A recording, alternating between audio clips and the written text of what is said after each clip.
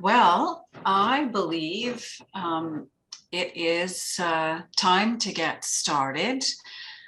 We've got a full slate of presenters this morning, so I am going to get us started with Seed Talk Prairies 2022. This is the fifth in the series for this year. We're seed quality across the prairies today, Tuesday, March 24th. I'm going to get started with some housekeeping items. Everyone will be placed on mute during the presentations and the Q&A session. If you have an echo, there is someone that has both the phone and computer audio on. If you have both on, press hashtag or pound, participant ID, pound on your phone, and your computer audio will be disconnected. If you are having technical difficulties, we've got Sarah Nixdorf with us today. You can text Sarah at 403-324-9779, or you can email Sarah, Sarah, S-A-R-A-H, at colesag.com. This seminar is being recorded. To ask questions, there are a couple of ways. The Q&A, you'll see that at the bottom of the screen. If you move your cursor over the bottom of the screen, you can submit a typed question at any time during the session, and that will be relayed to the panelist for response. We may be able to respond live or in typing. You can also use the raise hand function, and that will alert us that you will be unmuted. And if, again, use your cursor on the bottom of the screen, or if you don't see the raise hand on the bottom of your screen when you do that, take a look in the reactions button. Remember to unmute your computer. Press the microphone icon, or on your phone, press *6. Please mute yourself again when you are done. Here are examples of what the buttons look like that you're looking for. Again, it will notify, if you raise your hand, it'll notify us that you'd like to ask your question. Well, that's our housekeeping items covered. Again, welcome to our Seed Quality Across the Prairies. We've got several speakers for you today. Initially, we're doing the Prairie Seed Quality Reports, and our first speaker up this morning is Morgan Webb. He'll be speaking to us about Alberta indications from their seed testing. Morgan is an enthusiastic seed botanist. He's an accredited seed analyst, seed import conformity assessor, and seed crop inspector and seed grader. He is an owner of Seed Check Technologies. It's a fully accredited seed lab in Leduc, Alberta. Both Morgan and Seed Check Technologies are members of the International Seed Testing Association. Morgan has served on the boards and committees of the Commercial Seed Analysts Association of Canada, the Canadian Seed Institute, the International Society of Seed Technologists, and in his spare time, he moonlights as a tree and shrub expert at Greenland Garden Centre in Sherwood Park. Morgan is also a host of the 6:30 CHED Garden Show. Good morning, Morgan. Good morning, everyone.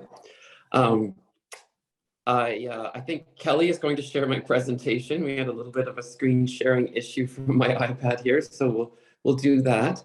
As we know, every year seems to be a challenge somewhere, and a province is a lot of an area to speak to, but we certainly have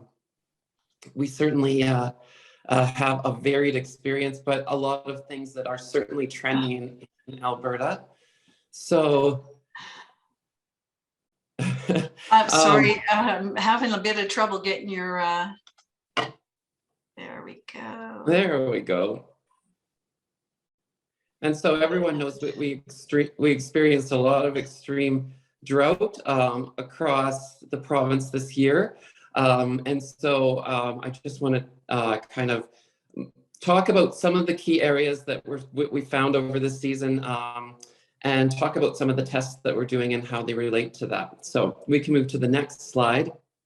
This is, I believe this next slide is the... Let's go back. I might have skipped one, but that's okay. There we go. There we go. There's the seed check text. That's the wonderful ladies that I work with. Amazing group. They've been, almost all of them have been with me for over 7 years or more. So very happy to be doing this work with them. And it's our 20th year at Seed Check. So we're celebrating that with our hands in the air there. So we can move to the next slide. And it's just going to tell us about some of the areas that I'm going to talk about. One of them is seed health. The other is germination and dormancy. Alberta seed growers probably, you probably all suffer with dormancy once in a while. Alberta seed growers, especially west of Highway 2, tend to have way more dormancy than others. And talk a little bit about vigor and purity as well. So seed health, you can see the picture on the left is a Fusarium graminearum. That was a banned pest in Alberta, but is no longer. The seed, the picture that was on the right is an ascochyta test. And I just wanted to mention that this year is very low on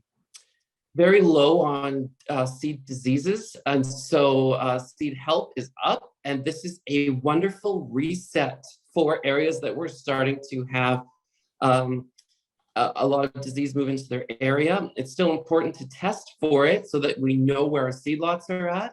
But it is really, really good news that we have a kind of a reset with lower disease, lower infection, lower ascochyta, lower fusarium problems. So that's pretty one of the kind of bonuses of this drought year. So moving on to the next slide. I think that one is on germination. So normally in wet harvest years, we have a very high dormancy. We do pre-chilling. We use things like gibberellic acid to break dormancy, and we do mid-chilling. And sometimes it takes 2 to 3 weeks to get a germination test off. This year, we're not experiencing that. Cereals are pretty high in germination quality, but pulses are not, and mechanical damage is a huge one. So on the left, you can see there is some abnormal seedlings. It seems to be running on its own. Sorry. It's running on its own, making it your job more difficult there. Sorry. Thank you, Kelly. And so you can see in peas, and I'm sure you all know very well, mechanical damage is really high right from harvest on. The dryness has caused seedlings to or seeds to fall apart, and then we get seedlings like the one on the left. If we can move on to the next slide, a little bit of a closer up. So we get seedlings that sprout, and that's why we call them abnormals. They're not dead, but they don't have the structures to produce a mature plant in favorable field conditions. So that's kind of what we're running into. So then it gets even more difficult when we start cleaning the seed and working with it even more, we cause more damage. So seed size is very, very low, and we all know 1,000 seed weight is the best way to figure out desired plant population. So it's really critical to get that 1,000 seed weight done this year after cleaning, if we can possibly do that. And of course, we can plug that into our seed calculators to figure out our plant population. And of course, the second piece that we use in order to figure out that plant population is an attempt to figure out the difference between germination and which is the highest potential of your seed lot, and what really comes up in the field. You can use vigor tests to figure out that estimate of seed mortality. And so the next slide here. Okay, so some of the uses that we can use for vigor test is the rate and uniformity of germination and seed growth, emergence ability of seeds under favorable environmental conditions, and performance after storage, which is also very important. And that gives that also measures their ability of the retention to germinate. And that's also been important this year because carryover from the previous few years were years of stress and frost and dormancy. So it's been interesting to see how the vigor tests have predicted which lots were good for keeping and which ones were not. So on to the next slide, please, Kelly. A vigor test assesses either directly or indirectly the physiological and physical basis of potential of a seed lot performance in a wide range of environments and provides a more sensitive differentiation between seed lots of acceptable germination than does the germination test. Such information can be used to make informed decisions. So it really is that extra sensitive index that seed growers can use to pick which lots are more important to get out and sell first and not retain, or if you're going to have carryover, we want to use those high vigor lots because they will probably maintain their viability for a year or two to come. So next slide. Conductivity tests have been very, very important this year because they measure the leachate in distilled water. And that leachate actually can give us a real indication of mechanical damage. And so, the lower the number, the better is the hard thing it's hard for people to get used to. But this test is in the ISTA seed rules, and it is, used for peas, canola, as well as it's in recent years for chickpea as well. So that's actually a good thing. And also you would expect chickpea results to be a little bit higher than your field pea results. So, okay, next slide. The other test that we do for vigor is the radical emergence. And so this measures rapid uniform emergence, and high counts of radical emergence show high vigor. And it's done in a single count, and it's kind of an important test. It's shown to be really predict emergence, field performance, and it's also shown to predict that longevity and which lots are better for storing and which ones are not. So that's turned out to be a great test. It's been done. It's been in the ISTA rules for probably over 10 years now. So, and then lastly, I just wanted to talk about purity testing. There's 4 seeds on this slide, which is probably going to race forward on you there, Kelly. There's 4 seeds on there. We're seeing a lot more wheat seed content in this year because those darn wheats are really, a lot of them are really good at competing in the conditions that we had with all of that drought and heat stress. And to be aware of our new prohibited weeds in 2015, but I like to bring these guys up because they're ones that are of concern to cereal growers especially. The top left is woolly cupgrass. Top right, jointed goat grass, and you can see that one might be mistaken for a piece of inert matter in a seed lot. Bottom left is dodder, and then bottom right is blackgrass or slender foxtail, and that one shatters so bad in your field that once you get it, it almost takes over your whole field. So these are kind of 4 that we need to be both aware of the plants and as well as these seeds while we're looking at seed lots.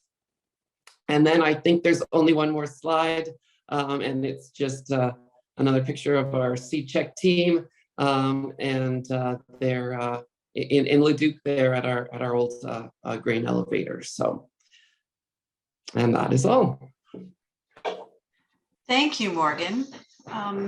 At this point, we're not going to have any questions, but Morgan, you're planning on staying for the entire presentation this morning? I sure am, yeah. Okay, excellent. Thanks again.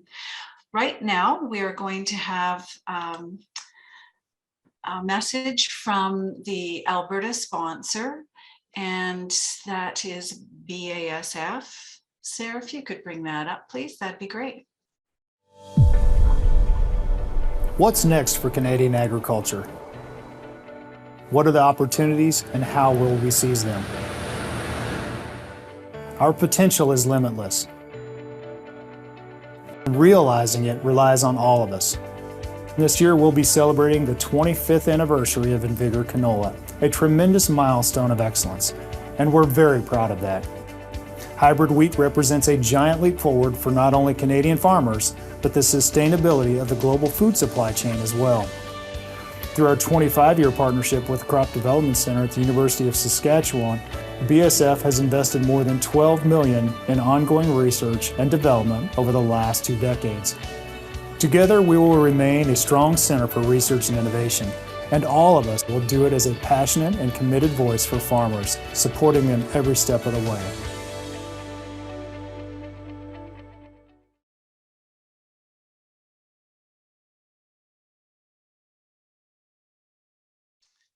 Thank you. I'd like to thank again BASF for helping cover the costs and making education and awareness moment available to our members.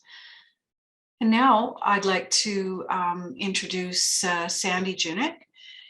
Sandy is part owner and molecular lab manager of Discovery Seed Labs, located in Saskatoon, Saskatchewan. Sandy joined Discovery Seed Labs in 2010 to set up their molecular testing lab. His primary roles in the company are assay development, identification, and quantitation of seed and soil-borne pathogens, and the day-to-day operations of the business. I'd like to ask Sandy to now share his screen.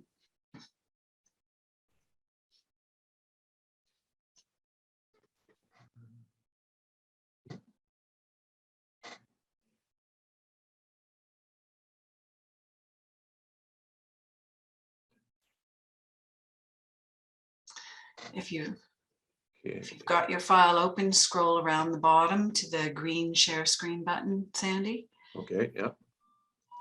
And give it a moment to respond. We're still not seeing anything. Okay, well, I don't have a formal presentation or any All right. slides or anything. Well, you can get so started. I'm just having some issues. Oh.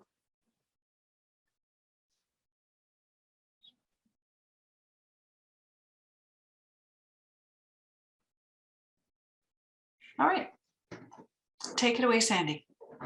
Okay, good morning, everybody. Thank you for having me on here. Just going to go over a bit of what we're seeing in the lab this year as far as seed quality. And you know, in Saskatchewan this year, we had very similar conditions to what Morgan had just spoke about in Alberta with the high levels of drought. So we're seeing a lot of the same issues that he had just alluded to. The biggest thing that we're seeing this year is the mechanical damage in pulses, but specifically the peas. Our average germination rates are quite low this year compared to other years. I think our average germination rate is only about 82% in samples that were coming in, and that was pre-cleaned samples. So with the seed being so dry, the more handling and through cleaning, they're going to pick up more of that mechanical damage. So we're really encouraging people to get another germination test done on their seed post cleaning, just to make sure that germination rate either held, or that if it did drop, that they can adjust their seeding rates accordingly. Unfortunately, we are seeing some damage go to the point where the seed lot will become unusable. We've seen some germination rates go from the low 80s to into the 30s or 50s post cleaning. So at that point, you're probably not going to want to carry that seed over, and it may be a little bit difficult this year to source the same quality of pea seed that was available in past years, just due to the really dry conditions this year. But because of the dry conditions, some good things that are coming out of it, again, is we are seeing a lot less disease pressure on seed lots, and that covers virtually all crops.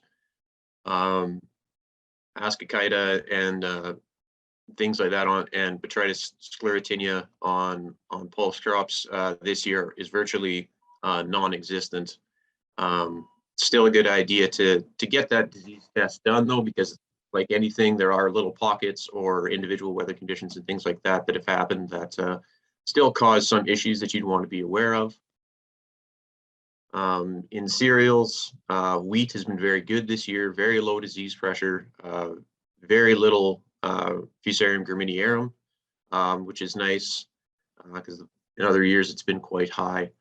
So it is nice to kind of have that break. Won't be putting any more of that inoculum back into the soil, and hopefully that can lead to a little bit lower disease rates in some of those high pressure areas. Oats, we're kind of seeing a little bit of issues with the germination vigor aren't great, and they are the one cereal crop that still does have a fair bit of Fusarium pressure. The Fusarium graminearum isn't as much of a concern, but we are seeing the total Fusarium infection in some certain seed lots be high enough that you want to know, so you can utilize a seed treatment or maybe not carry that seed lot forward this year. In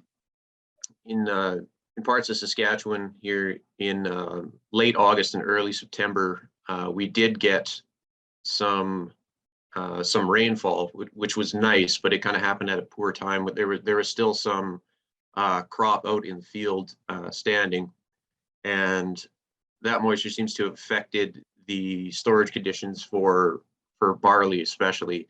If it got that moisture late while it was still standing, it seems to have kind of started the germination process in some of those fields, and we're seeing the germination rate for some seed lots drop off as it was stored over the winter. So just another reminder that it's a good idea post cleaning to recheck that germination, recheck that vigor, just to make sure that they held for you over winter and over storage, especially if anything got any of that late season moisture on it. We are seeing low germination rates and low vigor rates in flax crop this year. We're not quite sure if that's due to just being so dry or if there was something else affecting those crops. But yeah, the flax doesn't have the germination rate that we typically see. So just a heads up for anybody planning on planting any. If you haven't got it tested, it's a good idea to get the germination and the vigor done on that. Just so you know how to adjust your seeding rate. Vigor will be a very important test for flax this year, because we are seeing some rather large discrepancies between the germination and the vigor that you'd want to be aware of.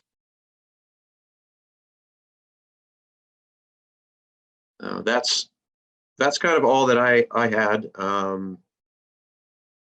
We're hoping that we get a little bit more moisture this year. The snow around here is starting to melt around Saskatoon area. Anyway, we had a nice kind of snowpack, so we're hoping that we get some of that surface moisture back in, and we'll get some timely rains this year. And we're hoping for a really good growing season in 2022. Thank you. Thank you, Tyler. And again, we're hoping to hold questions to the end, and you'll be staying with us for the remainder of the presentation. I will be, yeah. Excellent. Thanks again, Sandy. I'd now like to call on Rachel Malenka from 2020 Seed Labs. Take it away, Rachel. Hi, everyone. My name is Rachel, and I'm work at 2020 Seed Labs. And I just wanted to highlight some of the summer testing services available from our lab in the spring and summer, as we are a sponsor of the Manitoba Seed Growers Association for their AGM that was held last December. So we have molecular diagnostics for soil-borne pathogens and pests. So some of these include soybean cyst nematode, which is especially important for southern Manitoba, clubroot and Aphanomyces testing for soil as well. And this is important to know if you plant a host crop this spring and also for planning next year's crop plan. We offer disease diagnostics during the growing season as well to aid in identifying plant symptoms. So for example, we can determine bacterial from a fungal infection, because this is really important as it can impact your management options. and we are your partner in pedigreed seed production. Our crop inspectors are available across the prairies to inspect fields, and now is a great time to contact us to receive a free quote and book your crop inspectors. We wish you a happy and safe spring planting season. Thank you. Thanks, Rachel. That's a message from our Manitoba seed growers sponsor for this session in the Seed Talk Prairie series. Thanks again to 2020. All right, next, our next speaker is presenting information from Manitoba perspective. And we have Sherry Lafreniere on the line, also from 2020 Seed Labs. Sherry is the laboratory manager at 2020 Seed Labs in Winnipeg. She, in addition to being a fully accredited seed analyst, she's also a licensed crop inspector, seed import conformity assessor, and an accredited seed grader. She is currently serving on multiple committees involved in shaping the future of the seed industry through Seeds Canada and the seed section of the Canadian Food Inspection Agency. She is also involved with Seeds Canada as an auditor for registered seed establishments, authorized importers, and accredited seed testing laboratories. In whatever spare time she can find, that isn't much, she can be found driving her two boys to hockey and baseball, or spending quality time on the family farm in the Manitoba Parkland, where her passion of agriculture took root. Thanks so much. You are up, Sherry. Hi there. I just want to make sure that you can see my screen. I did that properly. Absolutely. Would you Perfect. like also to see you while we're talking? If you turn on your video. I would, but I've been having issues with Zoom meetings with my video on it. Crashes it. So I'm not exactly sure if that's a good idea. We don't want to do that then. No. Take it away. Okay, thank you. So yeah, I just wanted to say thank you to the three groups for inviting us to talk again this year on seed quality. I just can't get my presentation to advance, of course. So just a little bit about who we are. So 2020 Seed Labs has labs in Nisku, Alberta and Winnipeg, Manitoba, as well as a seasonal lab in Chile for the contra canola season.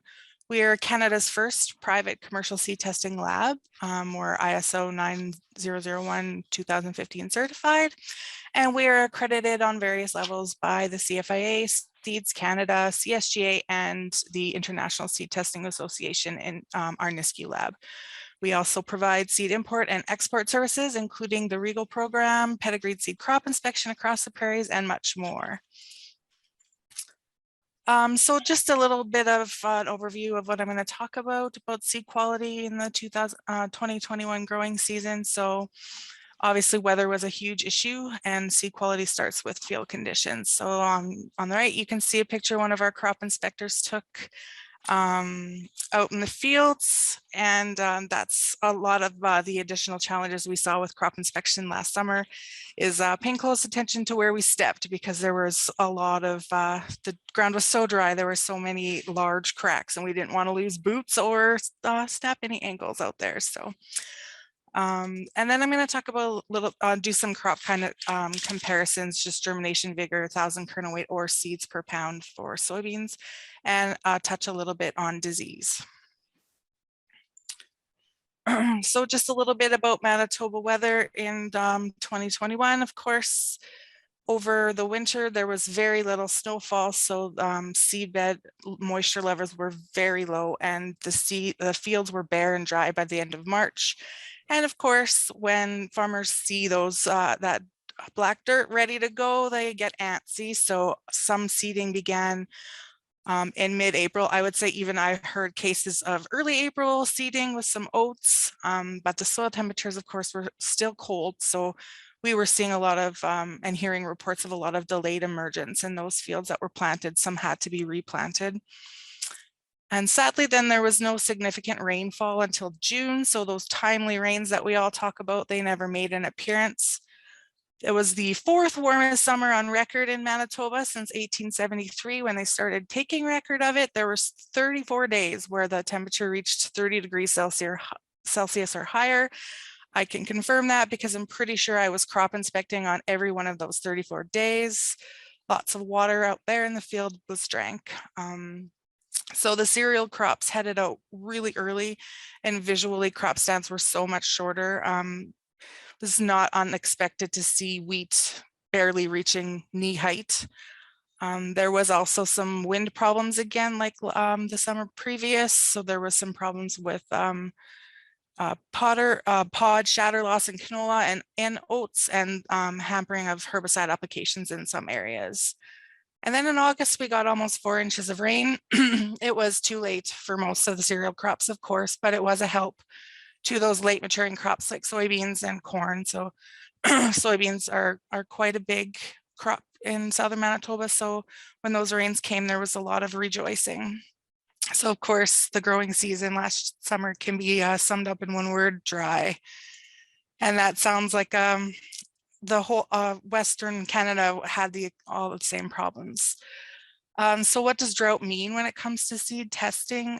What should growers be concerned about? So just a little bit of information: heat and drought can cause physiological challenges during crop development and seed maturity. Of course, moisture is super important for those essential structures to grow properly. You can see decreased seed quality due to germination and vigor being low, and seed dormancy could be an issue. And so we were expecting a lot of those problems to rear their ugly heads this year, but there's great news for seed quality in Manitoba. So this is just a slide of the averages from August to current day, and the samples that we've received in the lab in Manitoba. And as you can tell, most the cereals germination remains high, and vigor was also high, and they're very comparable. They're in a good range. There's no drastic difference between germination and vigor. The likelihood of significant quality loss over winter is low because of that. Soybean germination and vigor are very stable, which is nice to see because we often see problems there. So field peas and flax, like Saskatchewan, like Sandy said, are the two crop kinds that we've shown issues with quality loss and had lower than usual results this year.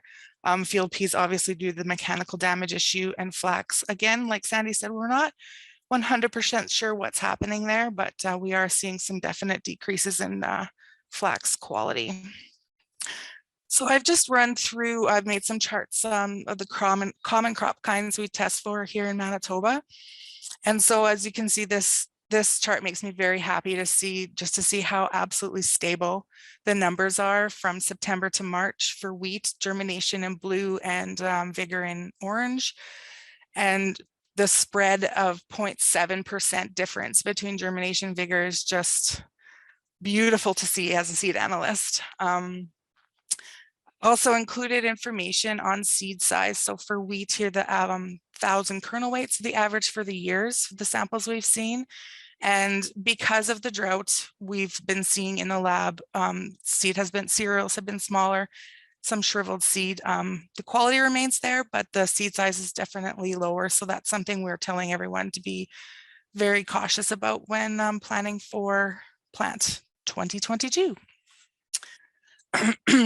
Barley, we did see some fluctuations more so than wheat, but it has held rather steady in Manitoba with an average germination of 92% and an average vigor of 91.8. So not much difference in the spread there. Again, the seed size dropped. Oats, we were seeing, this chart doesn't quite indicate that. We were seeing some pockets of some low oat germinations. Not sure why. We did all the dormancy breaking methods, and it didn't seem to be a dormancy issue. But overall in Manitoba, the average germination was 95.6% and vigor again 95.1. So barely a spread there, which is again a beautiful thing to see. And again, like a broken record, seed size down again this year. Field peas are where we see the most issue in Manitoba this year. Those that dry weather in the summer just led to very dry peas coming off the field. And when peas are dry, of course, mechanical damage. So any movement of peas decreased germination. So we started seeing it in the fall where the germination and vigor numbers were below 90 at the beginning, and then you can see they dropped, not significantly, but they did drop through the winter. I would say this is because as clean seed samples were submitted, then we started seeing more mechanical damage as they were cleaned and moved around. The germination and vigor are still quite close together, so you can be pretty confident in that germination number. And again, the seed size dropped with peas as well. Soybeans, the seed size, if you look from 2019 to 2021, stayed pretty static, which is impressive. Again, those timely rains helped fill those soybean pods and those seeds grew to their potential. Germination and vigor, there's a bit more of a spread here with soybeans between germination and vigor, but not anything that would sound the alarm for us. We typically see about a 5 to 10% difference in germination and vigor with soybeans. And then flax, seed sizes, again, broken record, dropped from the year previous. There's no vigor data for flax in September just because we didn't receive a lot of samples that were asking for vigor. And then once we started seeing the germination issues, then our customers started requesting vigor alongside the germination to be 100% confident in the results we were receiving. So average germination for flax in Manitoba this year was 83.6%, which is quite low and of concern. So that's something to look at. And we've been seeing quite a raise in field bean samples coming into our lab from southern Manitoba, and quality for them has been decent. One thing I didn't touch on in this presentation is disease.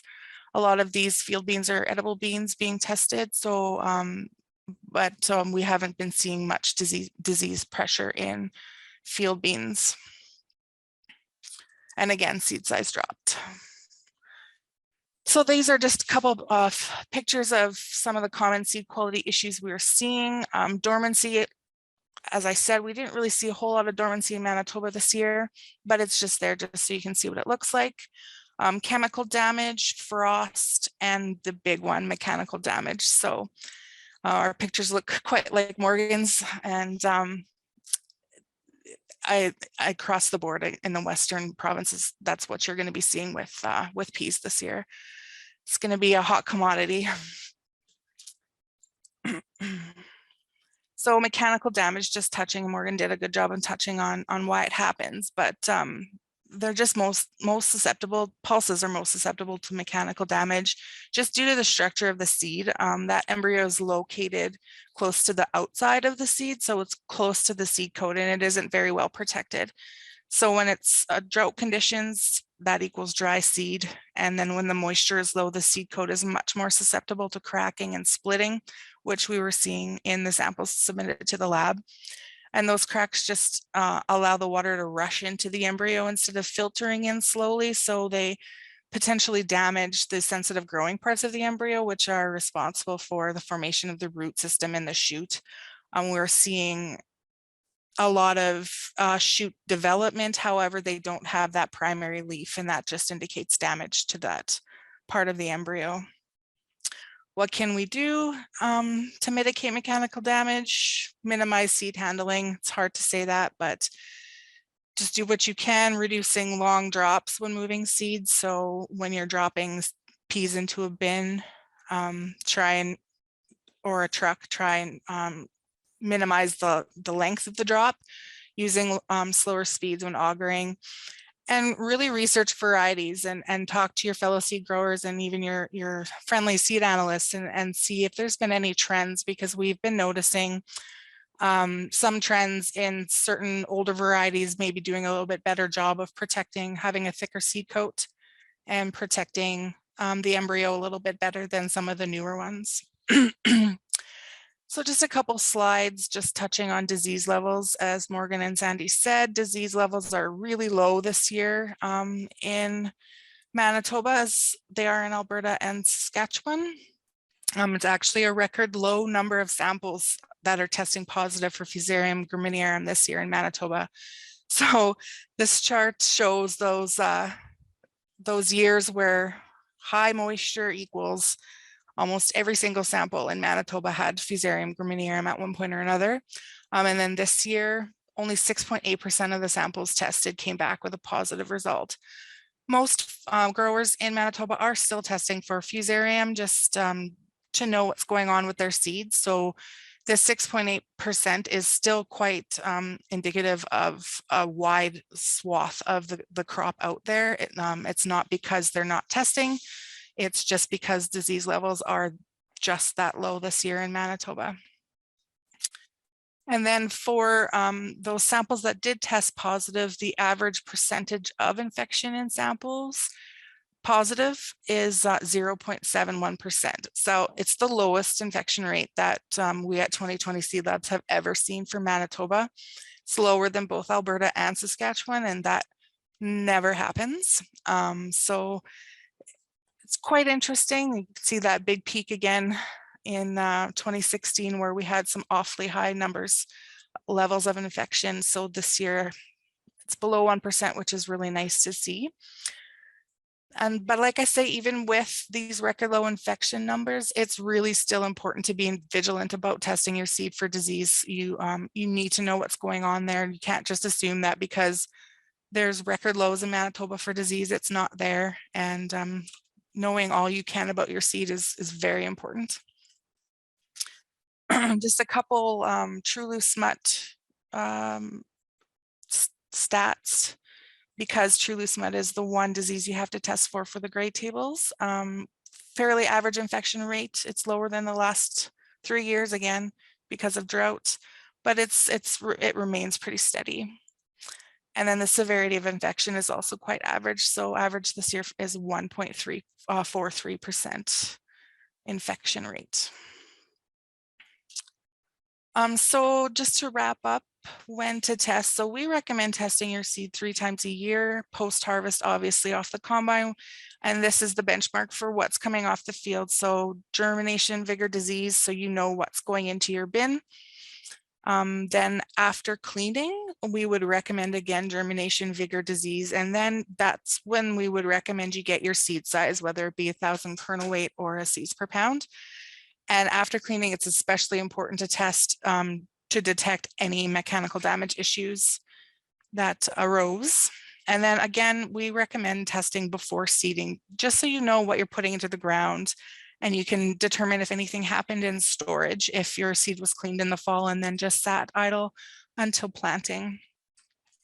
Just a quick note about Fusarium graminearum testing. Like I said, low infection rates does not mean you shouldn't test your seed. And we offer 2 different tests, the DNA versus the plate. So it's important to note that even with the low levels of disease, this can change rapidly. So you need to know what's happening with your seed.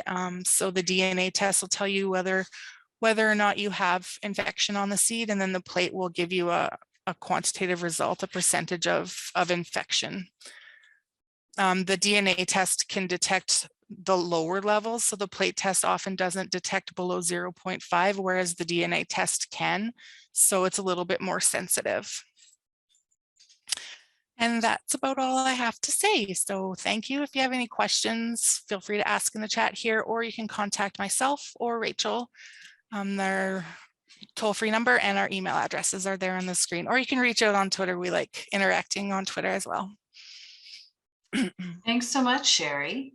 That's we've heard it again, and recognizing with such dry conditions that we were more likely to have problems with field peas this year than many other things.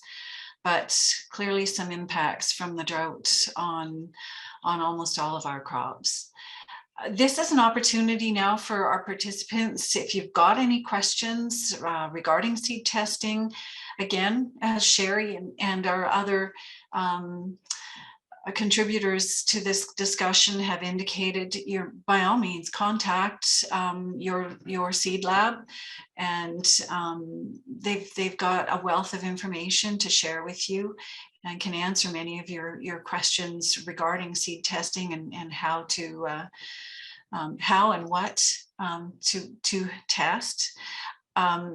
Reminder, you can type your questions in the Q&A, or if you would prefer to ask a question, you raise your hand and we will make sure that we open up the line so that you can ask your question. Again, thank you to our seed labs for participating in this session.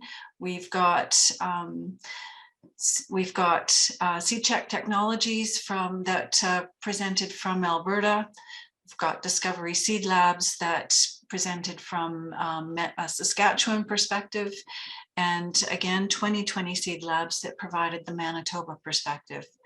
By all means, you can contact any one of these labs. I'm not seeing any questions, so at this point I would ask that we've got a message from Discovery Seed Labs.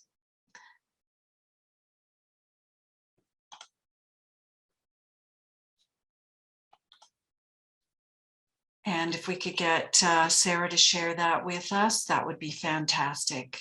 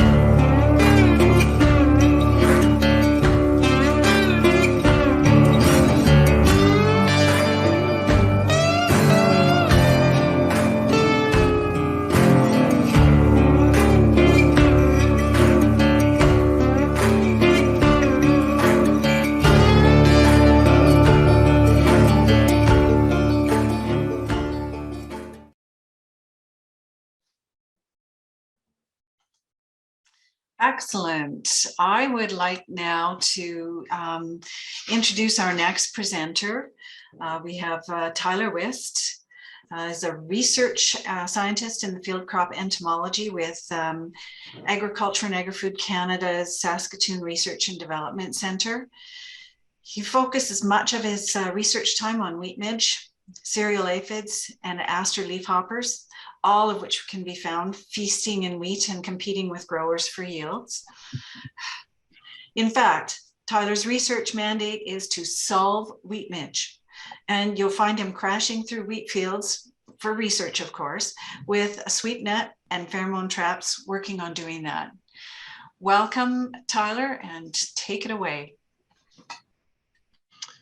Hey, thank you very much to the organizers for inviting me to speak about wheat midge. I'm also going to talk about wheat stem sawfly a little bit, but I'm going to qualify it with most of what I know about wheat stem sawfly came from other people, and so did my slides. So thank you to them, and I'll acknowledge them at the end. So just checking, everybody can see my screen there? Because I can't see anything right now except for my screen. All right, if you want to get in touch with me, yeah, I'm if you here want at, to just put your slide presentation in presentation mode. The screen icon at the top of your screen. Okay. Well, I had her in presentation mode there. Now let's try again. No. Okay. I'm in presentation mode now. How's it look? Maybe I'll go into presentation mode first. And I'm going to stop sharing. I'm going to go into presentation mode. And yeah. And then it's impossible to get there. No, you probably can't hear, right? So, give me a sec.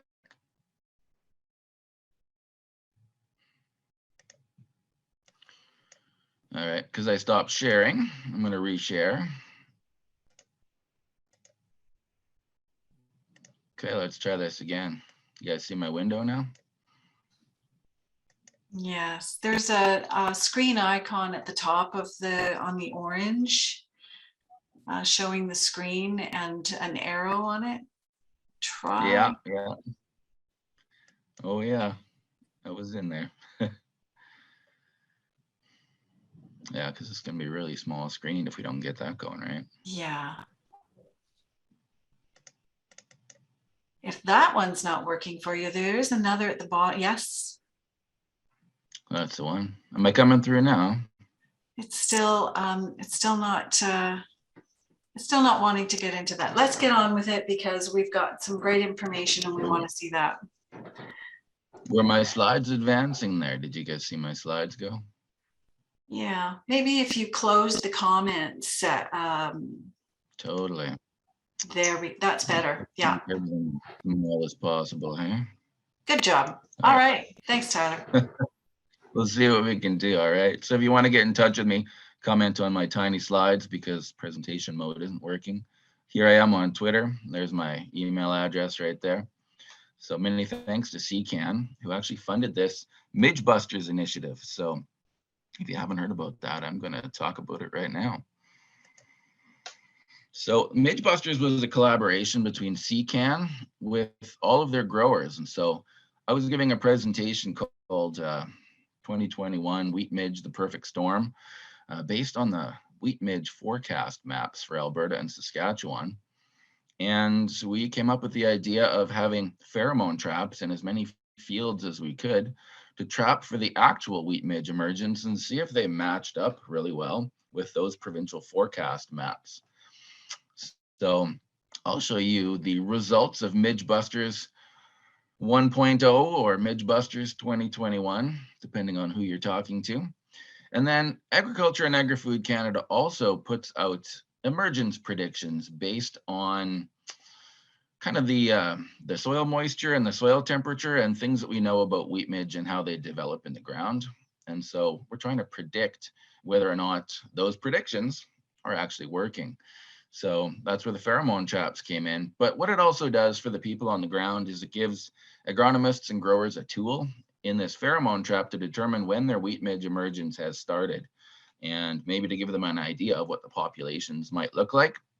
And it also allows me to share information really quickly because we're using WhatsApp to communicate. So I'll send pictures of wheat midge, I'll send pictures of things that look like wheat midge but aren't quite wheat midge. And so it was a really good community building experience to get all of these CCAN growers together thinking about wheat midge in their field. And why do you want to think about wheat midge in your field? This is what you want to see up top here. These are nice looking wheat kernels. Down here, not so nice. These have been damaged by wheat midge larvae. We call these damaged unharvestable. And Tyler, they will blow out the back of the combine, and that's responsible for yield. Yeah. advance your slides. Is it not working? No, it's not advancing. Are we still on the first one? Yeah. Oh, okay. So I've gone into presenter mode. Perhaps that was the trouble. All right, here's my tiny little slide. Why don't I bring it up? So how's this now? You guys able to see what's going on? We've got your image, but you need to share your screen. Oh, because I've stopped sharing. And I love Zoom.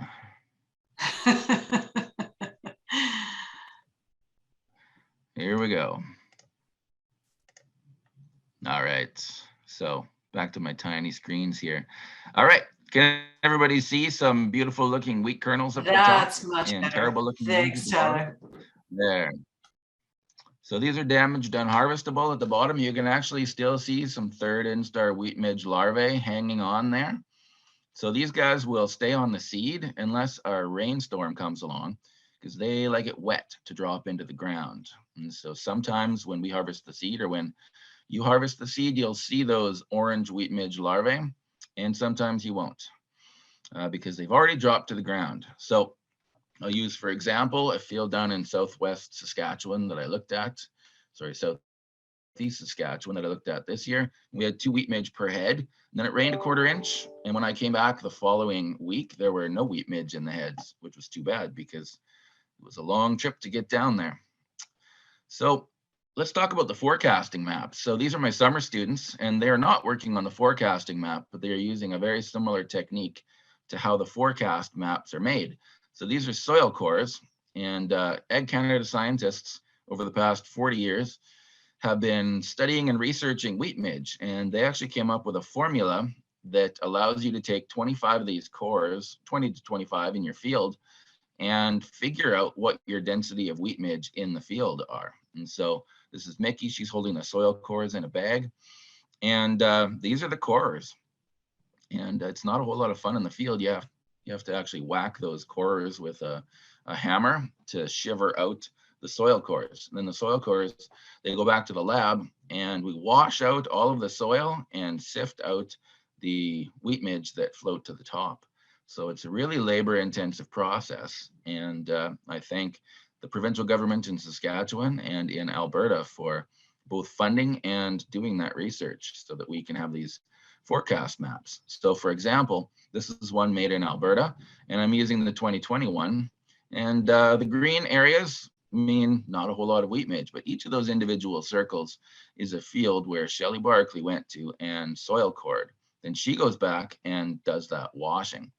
So it gives us an idea of what's in the field. And so if there's no wheat midge in the field, then you're predicting that there is going to be no wheat midge emergence the following year.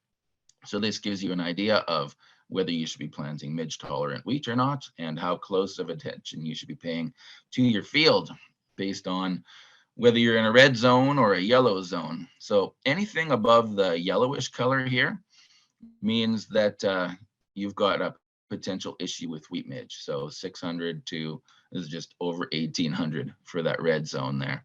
So we wanted to figure out, are these forecasts being realized? And this is another forecast that comes out during the springtime. So this is forecasting the adult emergence of the wheat midge so that you can get a better idea of when you need to be scouting in your field. So Ag Canada puts this out. Ross Weiss makes these, and he's working in Megan Bankowski's lab, and we'll see these on the Prairie Pest Monitoring Network as forecasting maps. So keep an eye out for these. We wanted to know whether or not these were matching up well with our pheromone trap. So actual emergence versus what you see on the map, which is predicted emergence. And so we're still working on that. It takes a while to coordinate people and data. So what we're using are these pheromone traps. So the pheromone is a female smell that the male is attracted to. So what we're finding on these traps here, and you can see little orange bodies down on the trap, this is, these are wheat midge males, and they think they're flying to a female, and they get stuck on a trap. And so this here in the top left, this is I call it my wheat midge nursery. And we use the pheromone trap to monitor the populations of wheat midge. We've got 2 different stages of wheat going on just to make sure that I have enough wheat there for the wheat midge to synchronize with, and so I can keep producing wheat midge in my field. So sometimes though it gets really dry, like last year.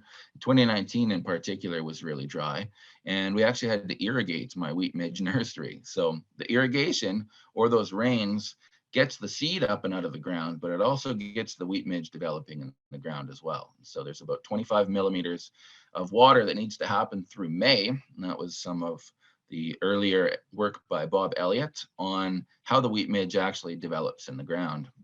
So that goes into those AAFC forecast maps as well. So there's a dead male wheat midge. He thought he was coming to a female, but he is stuck to a trap now. So you can tell a male from a female. They're slightly smaller, and they've got claspers on their the last abdominal segment, and their antennae are actually twice as long. So you probably won't see females on a pheromone trap because they're not attracted to their own pheromones. And this was worked out in a Canadian lab of Gerhardt, Greece, over on our east coast at Simon Fraser University. So really interesting work that came out of that.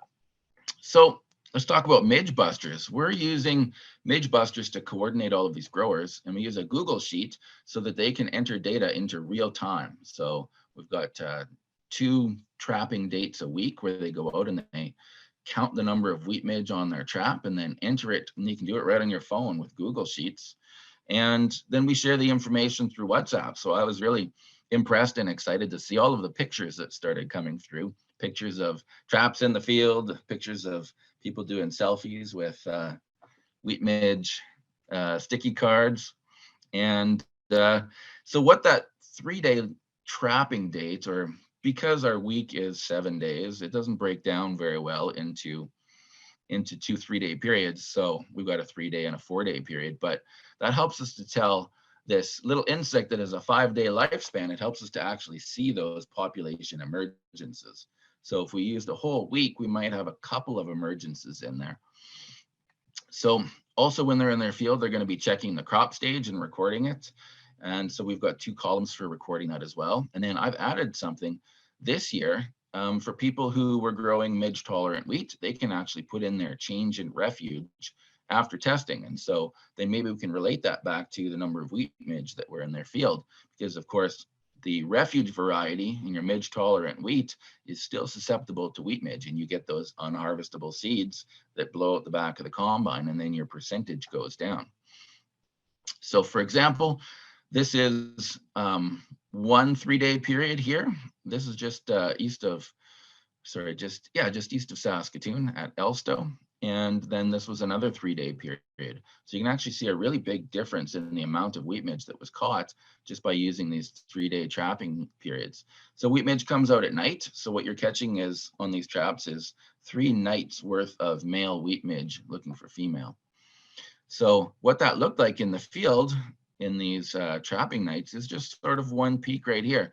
It actually happened before the July long weekend. So I usually talk about Canada Day long weekend when you want to start looking for your wheat midge emergence, but it actually happened a couple of days before. And so this is fairly high numbers compared to all of the other ones.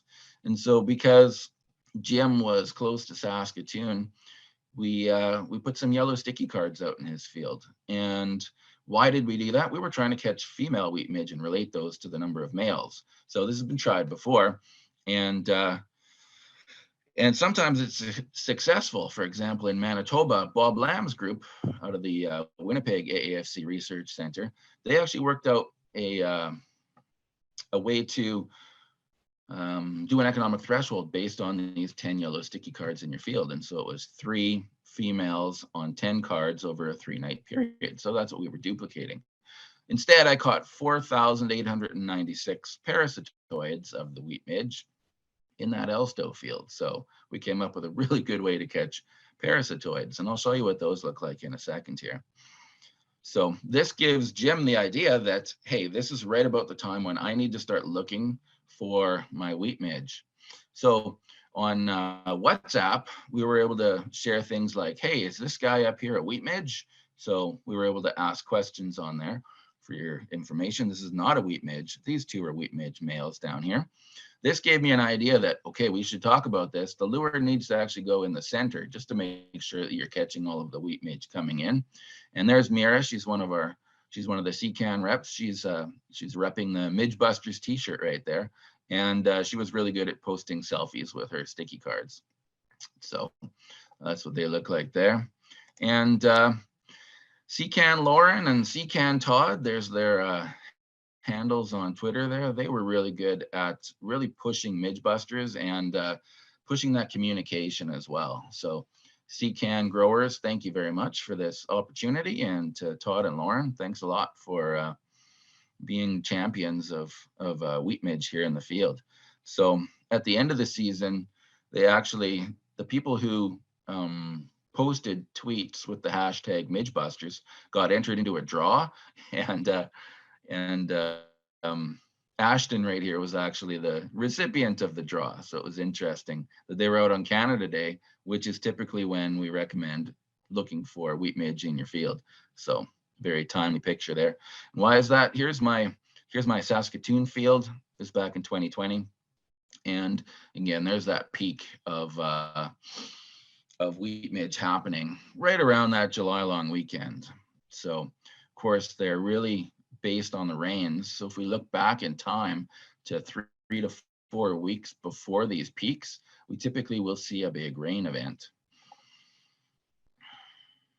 So this is my 2021 field, and I call it my wheat midge nursery, but it really did not do a very good job of producing wheat midge. So my peak here was 217. But what I'm really trying to show here is, because this was a field that was close to where my technicians were working, we could check this on an almost daily basis. So we can actually see emergence. So these are nightly emergences of the male wheat midge. So there it is on the 28th of June, which matches up really well with what we saw half an hour east at Elstow with emergence. And then I did those yellow sticky cards in the field again, right when emergence started, and I caught almost 3,000 parasitoids and 0 female wheat midge. So interestingly, we had a second spike down here of wheat midge, and we saw it at some of the other Saskatoon fields as well. And this is sort of a bimodal emergence pattern, which is really interesting. And there's some more emergence happening here too. So these are probably also driven by rains. So I need to go back in my data now and look at where those rains happened to see how many days before drove these midge emergences. So this is crop staging from midge busters, and this is important because you want to start looking for wheat midge in your field when that boot splits. And so that puts the danger zone here into the kind of reddish, orangey, yellowish areas. So you can look at the map that we're producing and say, I'm in an area where, you know, maybe wheat midge isn't so much a concern because the wheat hasn't headed out yet.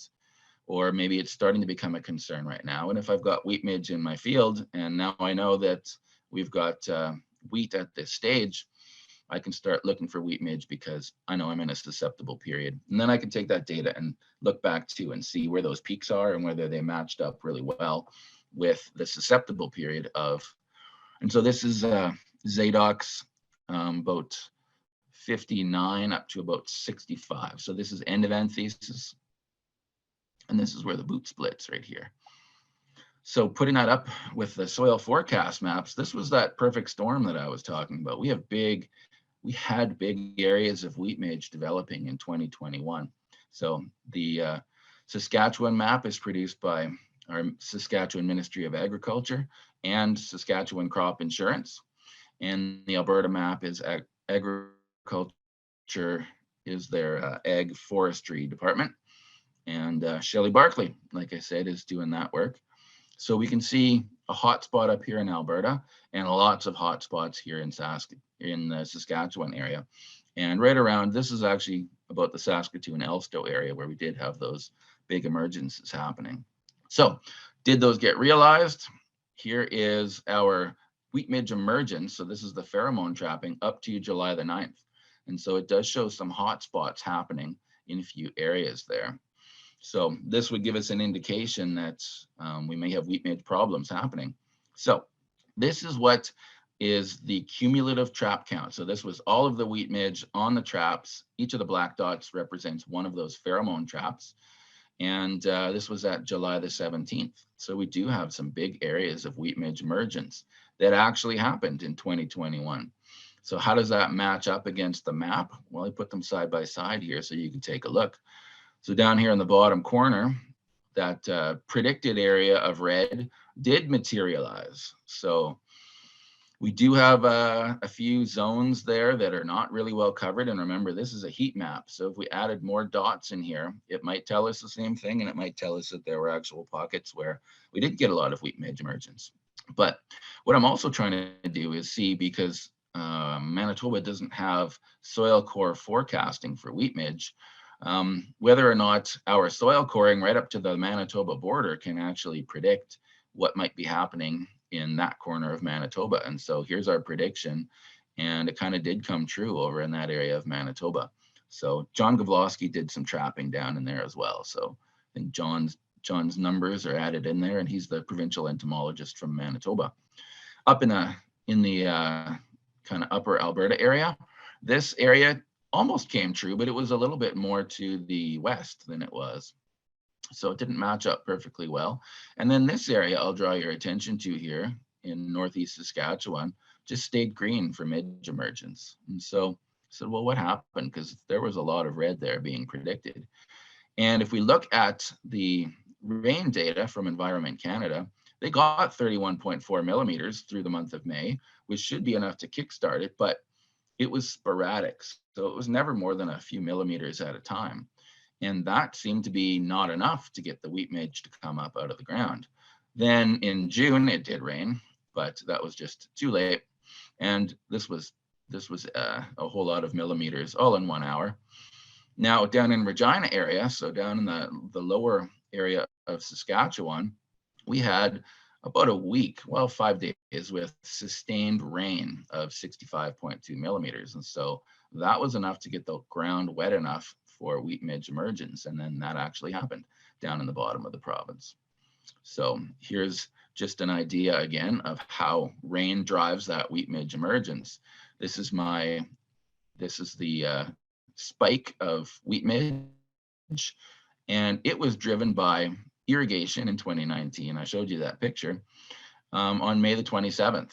So there's that July long weekend spike in wheat midge emergence. Then it rained on the 17th, and it drove this secondary spike here that happened later on in July. So just to show you how big rains will drive big wheat midge emergence if they're there in the ground. If you guys aren't following at Field Heroes on Twitter, you should do that. It gives you lots of information and ideas about the parasitoids in your field that are attacking wheat midge. So this one in particular is Macroglenis penetrans, and it introduced itself when wheat midge was also introduced. So wheat midge is a European import, and so is this parasitoid, but it followed wheat midge over here onto our continent.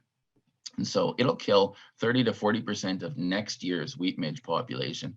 And it comes out about 5 days after the wheat midge emergence starts. So if you've got that pheromone trap in your field, you could predict when these parasitoids are out.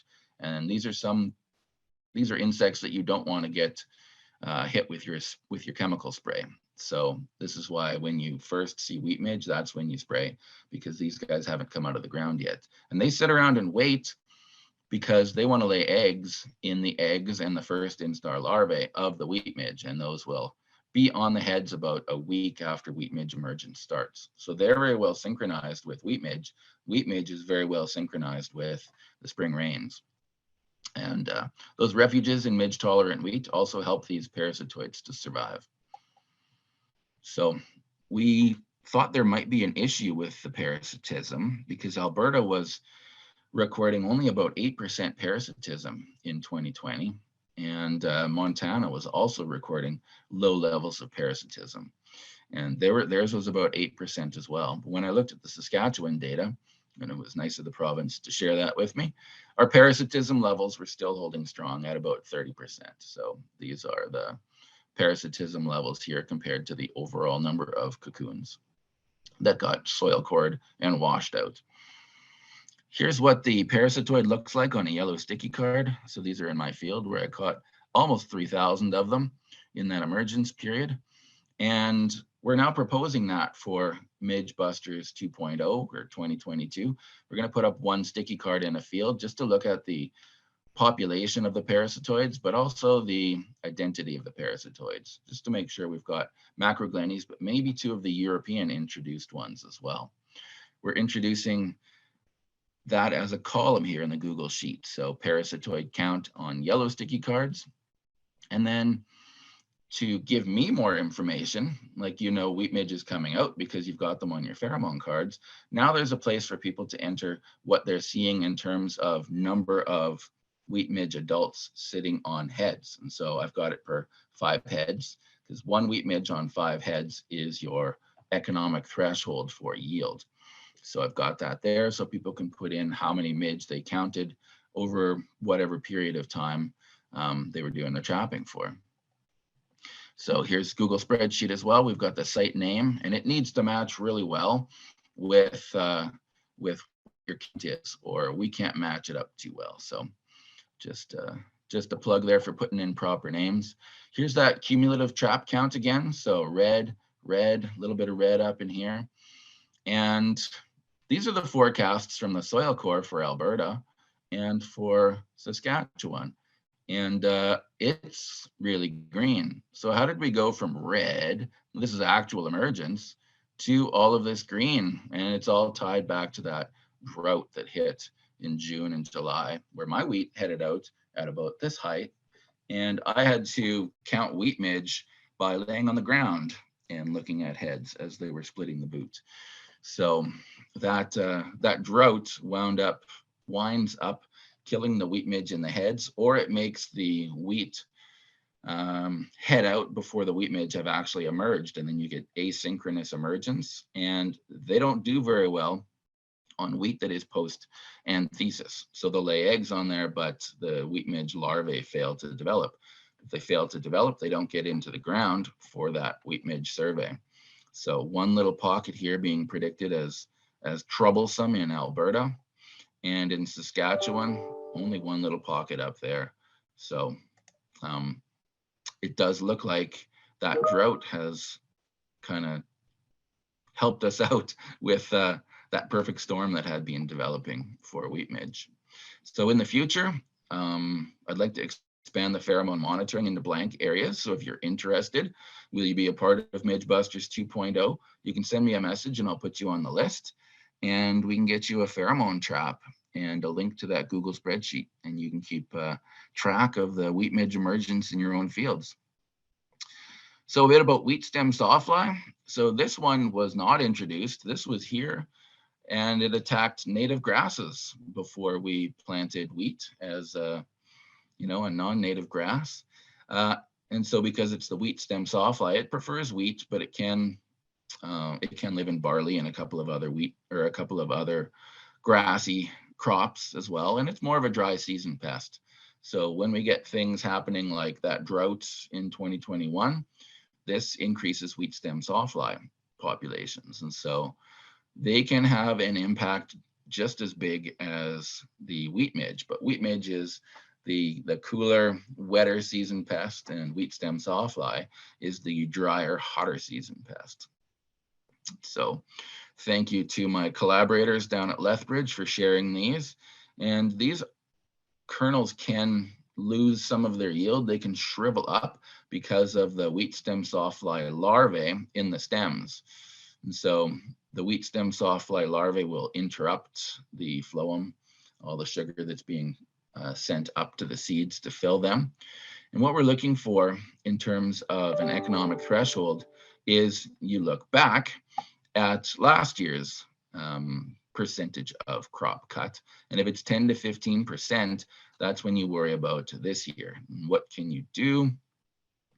You can plant, let's talk about climate change predictions. This is right now. And in the future, if things continue to warm, then pretty much our entire growing area in Western Canada here becomes susceptible to wheat stem sawfly. So right now it's a problem in southern Alberta and southern Saskatchewan, but it could become a problem in all of our growing regions if the conditions remain favorable for it as we go along. So it's affected by weather and agronomy, like I said, hot and dry.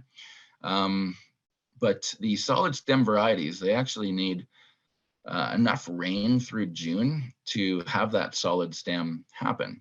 But the solid stem wheat varieties are out there, and the wheat stem sawfly larvae has trouble developing inside the solid stem varieties. And so they just don't really make it.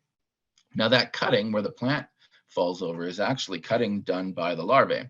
So they'll stay in the stem, but they'll also cut that stem. And then when you get a stiff breeze, it pushes over your crop. So this little wasp here actually does a really good job of controlling wheat stem sawfly. This is Bracon cephei, and there's another Bracon as well that will help to control them. And so if we get seasons where it is sort of rainy and cool and it slows development of the wheat and it stays greener longer, Bracon cephei can get 2 generations in and kill more wheat midge. And so that's one of the ways that the cooler, wetter seasons help to keep wheat stem sawfly populations down, because we get 2 generations of those. So Alberta Agriculture has been really good about posting their risk maps. So down in the bottom corner, this is 2011 up to 2019. And you can actually see as we're advancing through the years, the population of wheat stem sawfly increasing in Alberta. This is the 2020 survey. And so this is done on cut stems in the fall. And so what we're looking at here are percentage of stems cut. So here's that economic threshold, happens right between yellow and red, of 10 to 15% of your previous year's fields cut. So when we're looking at any orange regions, but even the yellow regions here, you want to be cautious about wheat stem sawfly the next year and try to take into account what might happen in your field based on what you saw last year. Brian Berries from Lethbridge says 10 to 40% cut one year can easily be 75% cut the next year. And he's got some, like that slide I showed there, great slides of just the whole wheat field having fallen down. And so this is our sawfly survey. So look at 2020, it's building. 2021, because of that heat and that drought, we now have the potential for a lot of sawfly issues down in southern Saskatchewan and even up here. Sorry, this is Alberta, southern Alberta, and even up here. We don't have a sawfly survey in Saskatchewan. Apparently that ended in the 1940s, but Alberta resumed it in 2003 when wheat stem sawfly became at outbreak populations again. So thank you very much to everyone who invited me to speak, for you guys for listening, to everyone who provided money so I can keep doing research in the fields. And there's my contact information again, and I'm going to stop sharing. Say thank you to everyone too who collected all of this data, because all of those survey maps did not come from me. I just borrowed them. So thanks to Shelley Barkley and Alberta Agriculture, Saskatchewan Agriculture, and Saskatchewan Crop Insurance Corporation. And let's just open this up for questions for everybody. Excellent. Now. Thank you, Tyler. I'm glad we got that going. I'm again going to remind anyone on the line that the Q&A can be used to type in a question, or if you click on the raise hand button, we'll see that you are wanting to ask a question. I did have one question from myself. I was busy taking notes, so great information, Tyler. Oh, thanks. You're welcome. The economic threshold. I was still taking notes on the previous, and I missed part of that. You said 1 midge on 5 heads, and that's where I lost it. That's right. Can you repeat that? So Kelly, 1 midge on 5 heads. So here's what you're doing. You're standing in your field. It's 8 o'clock in the evening. It's nice and calm and warm because that's when wheat midge really like to come out. And you were looking at 5 wheat spikes. If you see 1 female sitting on those 5 wheat spikes in multiple places in your field, don't just look at 5. Look at a few places in your field. That is your yield threshold. So at that point, you're looking at 15% yield loss. Now, if you're looking at 10 spikes and you see 1 wheat midge on 10 spikes, that is your grade threshold. Because of course, when your seeds get damaged by wheat midge and they go to get graded at the elevator, they'll say, okay, well, you've got insect damage here. And so to maintain your grade, so you want to keep it at a 1 and not have it drop to a 2 or a 3 based on the insect damage. You want to look at 1 wheat midge on 10 of those spikes. So that's your grade threshold. Thank you. That's great clarity. And that is decades of research at Agriculture and Agri-Food Canada that I'm just standing on the shoulder of those scientists. I did not come up with those thresholds. I'm working on other thresholds. I've got one question in the chat from Rachel Lenka. What are some of the blank areas in Alberta that you need volunteers and wheat midge traps set up in? Oh, well, we could go back to that spot, but most of Alberta, I think, would be a blank. Boyd Morey's doing some pheromone trapping up around the Alberta area for his own projects. And so he'll likely share those around the Edmonton area. But yeah, really anywhere helps to increase what we see going on there. So I'm really curious this year with all of those green predicted zones, what's actually going to happen in terms of wheat midge emergence. It would be nice to be able to track that. Thanks for the question, Rachel. And definitely send me your contact information. We'll get you a trap. Okay, and for everyone else on the line, we've also, anyone take note of the chat. The team behind the scenes has been sharing Tyler's contact information, Twitter handle, and make sure you've got that. You can also contact our offices and we'll make sure you've got that. I believe if you Google Tyler Waste, you will also get all of that contact information. It will take you to his contacts. We've got another question. Nope, we've got comments in the, thank you so much for the information, Tyler. You're welcome. It's been great. We're not seeing a lot of questions, but I think you do a very thorough job of presenting your information. So that definitely helps. All right. Well, I would like to again thank Tyler for taking the time to present to us. And I would like to continue with our, I guess, the end of our presentation. So we've got close to our adjourn, but this is the last of the Seed Talk Prairies presentations. That's it for 2022, winter of 2022. The Prairie branches of the Canadian Seed Growers Association, which is Alberta, Saskatchewan, and Manitoba.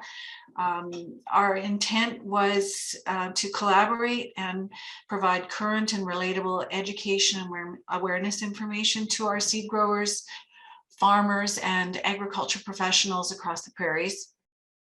What did we get right? What could we improve on? And what information to any of our participants would you like to see in future webinars?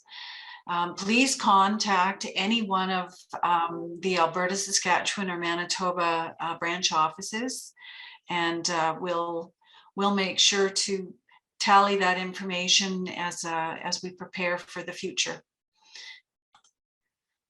Again, today's sponsors, BASF is our Alberta sponsor, Discovery Seed Labs was our Saskatchewan sponsor, and 2020 Seed Labs Inc. was our Manitoba sponsor. Lori, if you would like to take a moment. Yes, thank you.